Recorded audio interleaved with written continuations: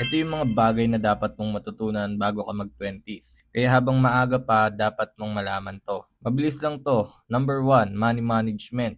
Huwag kang maging bopol sa pera. Huwag kang gastos ng gastos, especially kapag hindi umaayon yung expenses mo sa income mo.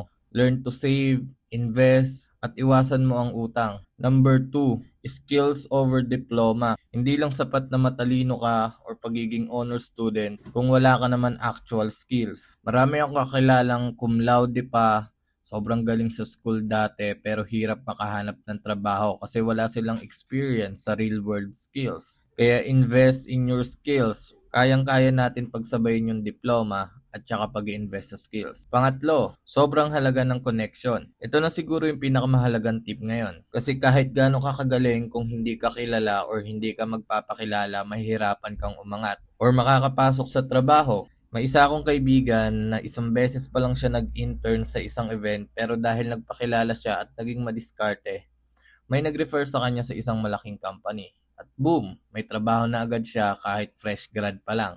Kaya kung gusto mo mas mapalaki yung chance mo maging successful before 20s, huwag mong hintayin ng graduation bago ka matuto. Simulan mo na ngayon. So yun lang, let me know your thoughts and follow for more. Peace.